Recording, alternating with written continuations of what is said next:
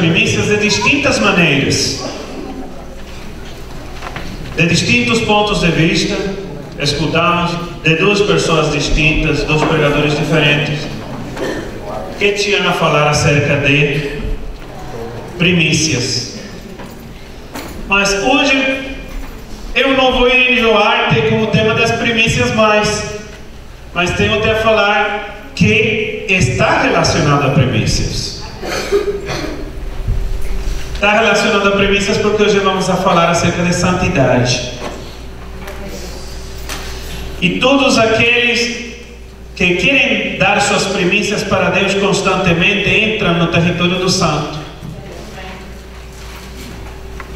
E é um dos temas menos pregados hoje em dia nas igrejas. Se fala de tudo acerca da vida diária, de como sair-se adiante em meio dos problemas, das dificuldades da vida, até que pregamos demais coisas que pareceriam a quienes vêm de visita, que são psicologia, e esquecemos muitas vezes de tocar um tema tão fundamental na vida do cristão como é a santidade. E você pode ter a impressão errada de que a santidade é um tema de outras igrejas, onde as pessoas cultuam certos personagens que talvez ao longo da história da igreja cristã excederam na virtude. Mas não é esse tipo de santidade do que vamos a falar hoje, que é uma santidade determinada pelos outros, senão de uma santidade real e genuína que você e eu devemos mostrar em nossa vida diária, que se converte em um processo de santificação. E deixe-me falar de uma coisa: desde o dia que você aceitou Jesus Cristo, até o dia em que você feche os olhos a esta vida mortal, para abri-los então em aquilo que é real, autêntico, verdadeiro, eterno, único e irrepetível, que é o céu, vocês têm um processo de santificação. Os primitivos cristãos se referiam a este mundo como um lugar de luta, um lugar em donde vimos a travar uma batalha e del qual hemos de sair vencedores. Tanto é assim que o apóstolo Paulo, nas Sagradas Escrituras, fala que ele correu a boa carreira. Então, é um campo em que acontecem muitas coisas. Uns correm, outros andam pendentes a que o inimigo não venha a travar-se com eles, que anda por aí como leão rugente, não? E aí outros que, meu Deus, não querem sair do lugar de conforto no que se encontra e vivem a vida cristã de domingo em domingo só sentado na banca. Não estou criticando ninguém em particular, aqui não tem isso não, como disse o nosso pastor Gleison, que dito seja de passo nos está vendo na internet. Damos uma saudação para ele.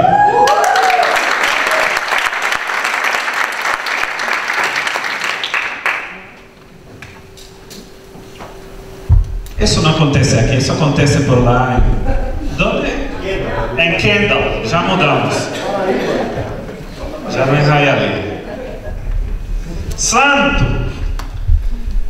Quantas vezes, por qualquer coisa, falamos santo? O que me conhece sabe que eu falo santo de Israel. O uso bíblico do termo santo tem que ver principalmente com que Deus separa do mundo o que Ele elige consagrar para si. Isso é santo. Então, para Deus, desde o momento, desde o instante em que Ele decide separar alguma coisa para Ele, esse objeto pessoa, lugar, torna-se santo. Isto vai parecendo-se em algo aquele assunto de separar da massa, né? Lembra-se 2 semanas que falamos que se cortava com uma faca um pedacinho da massa com que se fazia pão, e esse pedacinho que se separava se enviava para onde? Para onde as pessoas enviavam aquele pedacinho de pão? Acaso os levitas amassavam pão? Acaso os sacerdotes da casa de Deus amassavam pão? Não. Isso é uma labor das mulheres na manhã. Primeira cozinha que elas faziam era separar a harina, o azeite, o pouquinho de água, o toque de sal e começavam a amassar. Então essa separação para enviar a casa de Deus fazia que todo o pão que eles iam a comer durante o dia fosse santo, porque havia sido separada uma porção primeiro para Deus. E nós falamos naquele então, há 2 semanas, que era muito importante isto para nós, porque nos mostra um princípio nas Sagradas Escrituras, e é o princípio de que eu separo de aquilo que me pertence, começando por minha própria vida, meu tempo, meus talentos, meus recursos, para Deus. E quando eu faço desse jeito, Deus santifica o resto de todas as coisas. Aleluia! Glória! E quando nós aprendemos este princípio bíblico, toda a nossa vida muda. Amém. Há pessoas que se fazem a grande pergunta. Mas desculpa, eu sou hispano. Sempre confundo pergunta, todas essas coisas que se enredam.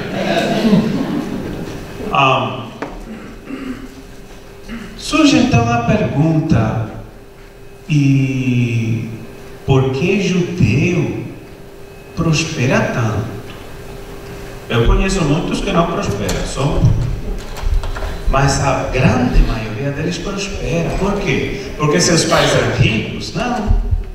Porque eles aprenderam os princípios da palavra de Deus e aplicam melhor que nós que temos a salvação. Aplicam muitas vezes melhor os princípios que você e que eu. Porque a maioria deles, dia de trabalho, você vê que de madrugada vão andando para a sinagoga orar. Estão dando a primícia de seu tempo para Deus. A vezes oram até mecanicamente, o que nós chamaríamos rezo. Rezo. Isso é o que dá. E o que acontece?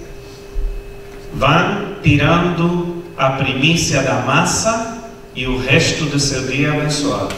Amém. Aí eles chegam a seu trabalho, os negócios começam a se mover. Aí eles tiram do que recebem dos seus negócios para Deus, sempre esse princípio de primícia. E isso é um círculo que vai transformando a vida. Você e eu dedicamos tempo para Deus no início do dia? Ou somos como aquele que simplesmente abre os olhos e pensa que já o dia vai desenvolver muito bem? E só lembra de Deus o dia que tem o culto? Ou quando algum irmão da igreja liga? Ou quando está separando a sua primícia financeira? Deixe-me falar uma coisa. Separar com fidelidade a primícia financeira para Deus é muito importante, mas mais importante que separar algo para o dono do ouro e da prata é separar sua vida, separar seu tempo, separar suas palavras e separar tudo que você necessita. Porque deixe-me falar uma coisa, a Bíblia diz que temos que estar orando em todo tempo. Se nós temos que estar orando em todo o tempo, quando você está washing your face, lavando a sua cara na manhã, o que você tem que estar fazendo? Quando você está tomando o primeiro banho do dia, faz orando. Há pessoas que aprendem simplesmente para escutar. Eu não entendo. Eu falava com a minha esposa nestes dias que eu não entendo essas pessoas que dentro de casa precisam de ter algo aceso para sentir-se que há alguém dentro da casa. eu estou às 24 horas rodeado com o Pai, o Filho e o Espírito Santo. Aleluia!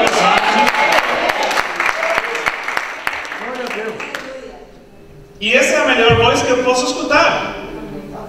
E essa é a melhor conversa que eu posso ter. Antes que pegar o celular a matar tempo aí. Quantas vezes você vai a um apoimento médico? Apoimento médico? Consulta médica. E leva um livro, uma revista, quando poderia estar orando para que qualquer coisa que você tenha, já Deus vai operando aí desde o instante que você entra e se senta na consulta. Esse é o reto que as Sagradas Escrituras nos fazem em termos de separar tempo para Deus. Segundo o plano de Deus tinha se revelado na Bíblia, no Antigo Testamento, o santo começou a ser associado com o caráter do povo separado por Deus em cumprimento de uma lei que Ele havia revelado a esse povo. Então, já foi tirado aquele conceito de que tudo que Deus separava para si era santo e começou a ver-se como que era simplesmente cumprir com umas normas. Lamentavelmente, até hoje, há igrejas que são muito meticulosas em cumprir normas, mas que está seu coração muito longe de Deus. Muito longe. Porque a santidade é fingida também. A santidade de saia larga fingida. Porque às vezes a saia é menos longa que a língua. Haveria que trabalhar primeiro com a língua, não? Dar uma releitura da carta de Tiago.